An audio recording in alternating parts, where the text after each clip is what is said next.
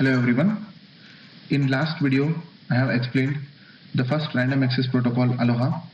Today we will continue with second protocol CSMA.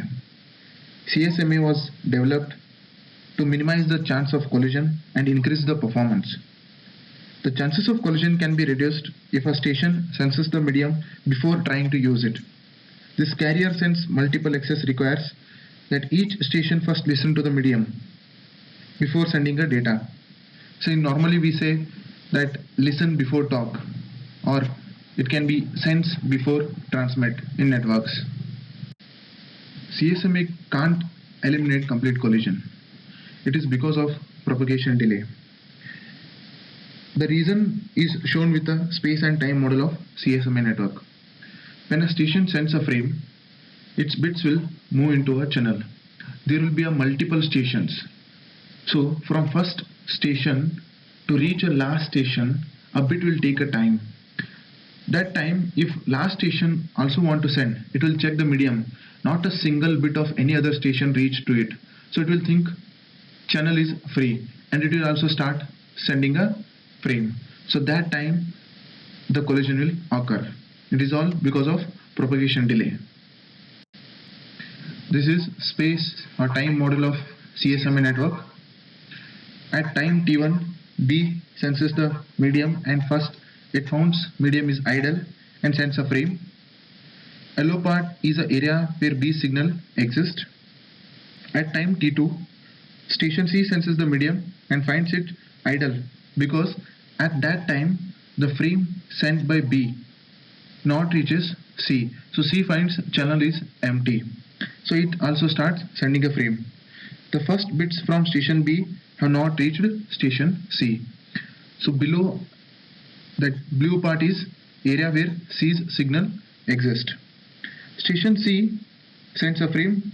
The two signals collide and both the frames are destroyed. The gray area shows the part where both the signals collide. Vulnerable time is a time length within which collision will occur.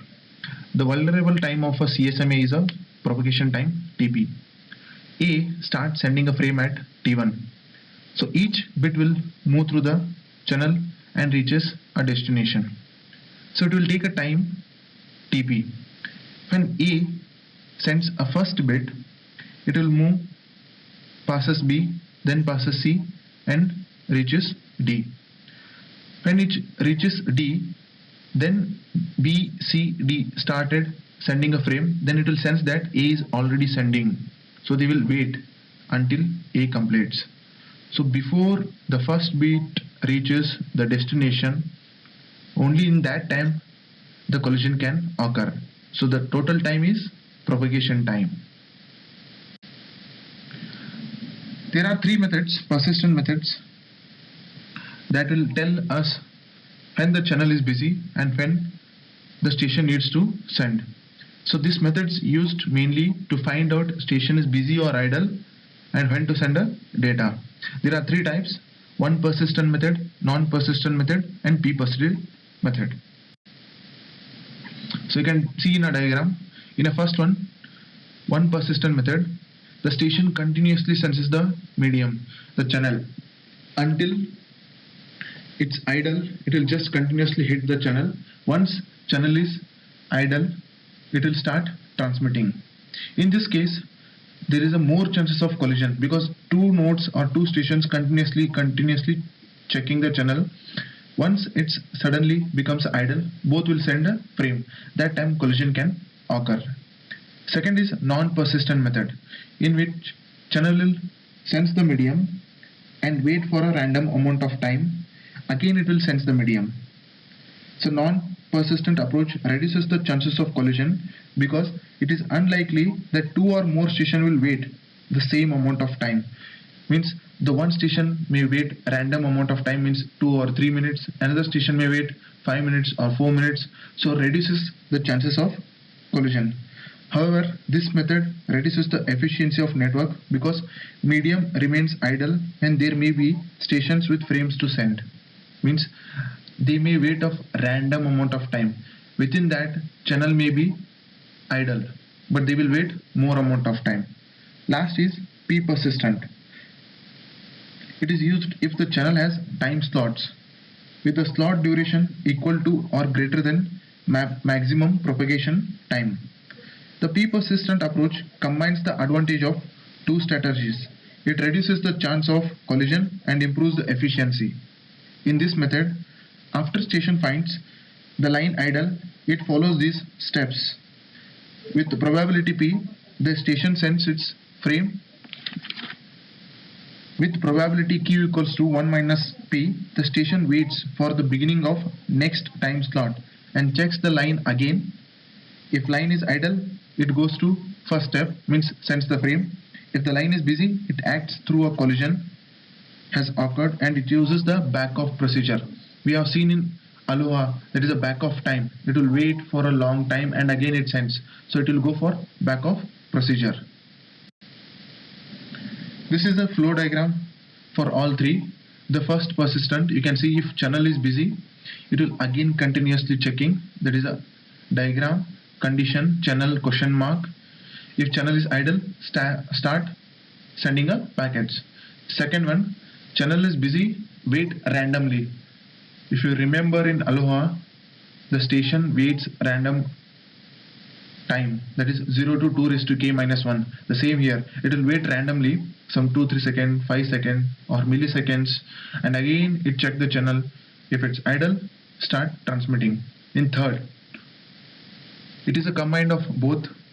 So it will check channel is busy, it will again go for channel busy and again wait for random amount of time. The probability it will check, so then wait a time slot, particular time slot. After number of attempts, if again channel is busy, it will go for back off process, means wait, just take away, wait for a long time. After that it can start again sending a frame. Same explanation is given. The 1% method is simple and straightforward. After the station finds the line idle, it sends its first frame immediately.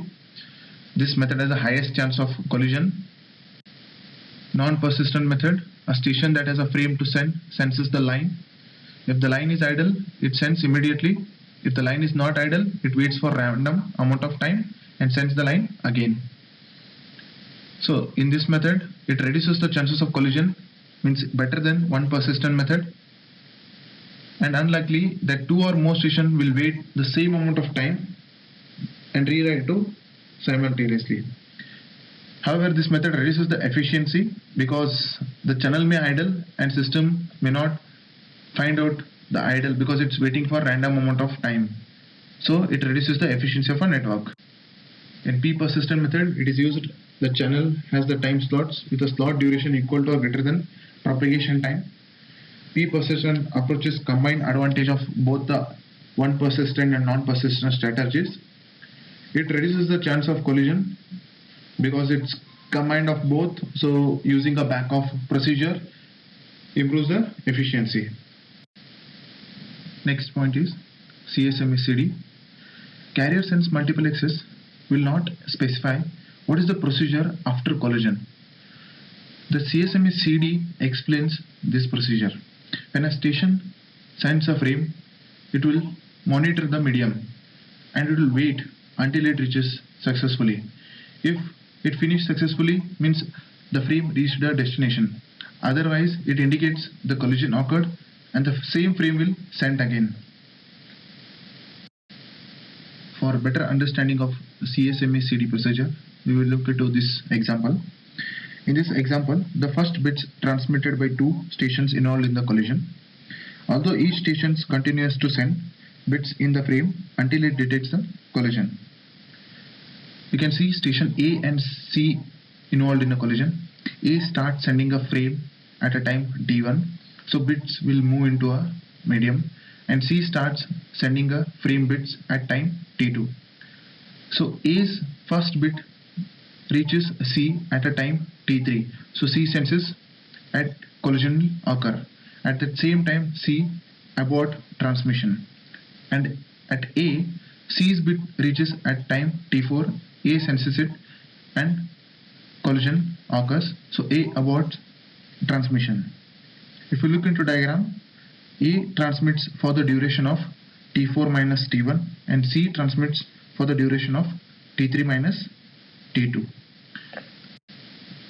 Flow diagram for the CSMA CD. It is almost similar to Aloha but has some differences. So K is a number of attempts, TP is maximum propagation time, TFR average transmission time for a frame, TB is back off time. Initially station starts, so K equal to 0, initially number of attempts will be 0. So apply one of the persistent method, maybe one persistent, non-persistent or P persistent methods. So first it will check the channel is idle or it's busy. If it's idle, station starts sending. Any transmission collision occurs. If yes, it will go collision detected. Yes, send a jamming signal, means it will inform all the stations on a medium that collision occurs, so informing other stations. So next attempt, that is K equals to K plus 1, so it will see K is maximum greater than K max, means if we will set a normal number of attempts, that is almost same as Aloha, it will set to 15. So if it is less than, choose a random number, so wait that much amount of time. So random number we choose from 0 to 2 raised to K minus 1. Then we will find out a back off time using a formula R into TP or R into TFR. So that amount of time node will wait, and again it will choose a persistent method and send a frame. If collision not occurs, because it's sending a frame, so no, transmit and receive. Continuously in a loop, it will send all the frames. Completed yes, collision detected, that case no, successfully, end of communication. Next protocol, carrier sends multiple access with collision avoidance. So avoiding, that is taking a precaution or planning to avoid the collision. So this was invented for wireless networks. There are three strategies used to avoid the collision. First, interframe space, contention window and acknowledgement. Interframe space, this is the time frame which is used by a station to wait and send a frame. So first, whenever station wants to send, it will look medium is idle or not. If the system is idle, still it will not send, it will wait for a particular amount of time, that is interframe space. Because we have seen in CSMA CD that if once medium is idle, system will send a frames, and that frame bits will take a time to reach other station. That the same time another station may found out the medium is idle because the first station bits are not reached, and it also start sending frame. So that time collision will occur. So this maintaining interframe space time reduces the amount of collision. After waiting an IFS time, if the channel is still idle, the station will send, but it still needs to wait time equal to the contention window. So that is, what is contention window? We will look in next slide. The contention window is an amount of time divided into a slots. A station that is ready to send chooses a random number of slot as its wait a time, means waiting particular time slot. The number of slots in the window changes according to the binary exponential backoff strategy. We have seen this exponential backoff strategy in Aloha and CSMA CD also. That is generating a random number and taking a backoff time and waiting for that time. So maintaining each slot, it will wait for that amount of time. If once system not found idle, next time it will wait double time. This helps us to reduce the amount of collision. This is the same we have seen in P persistent method also. One interesting point about this contention window is that station needs to sense the channel after each time slot. However, if the station finds channel busy, it does not restart the process. It just stops the timer, restart when the channel is sensed idle. It means whenever it want to send a frame, before waiting time it starts a timer, so it needs to maintain for acknowledgement also. that once sends a frame, it will wait for acknowledgement. If timer completes and acknowledgement not received from the receiver, it thinks the frame is damaged or collide, it will resend the frame. So that timer also will stop whenever channel is busy. This gives the priority to the station with the longest waiting time. Acknowledgement. With all these precautions, everything, still there may be a collision. So that time the system needs to know from the receiver. So system, whenever want to send a frame, it starts a timer, sends a frame, and it waits for an acknowledgement from a receiver. If acknowledgement not received within timer ends, then it will resend the same frame. CSM is a procedure or a flowchart. Station starts sending a frame, then first it will look into channel is idle or busy. Initially number of attempts k equal to 0. If channel found idle, it will wait for an IFS time, that is interframe space time. Still idle, then chooses a random number r, that is from 0 to 2 raised to k minus 1, then waits for that r slots, that is a back of time slots, then sends a frame. Again wait until time out, because it has it has set a time frame. So within that, acknowledgement received, yes, that is a success. If no, next attempt k equals to k plus 1, then again it will check system is idle and loop will repeat. If after many attempts still the system not sent a frame, means it not reach a destination, it will abort.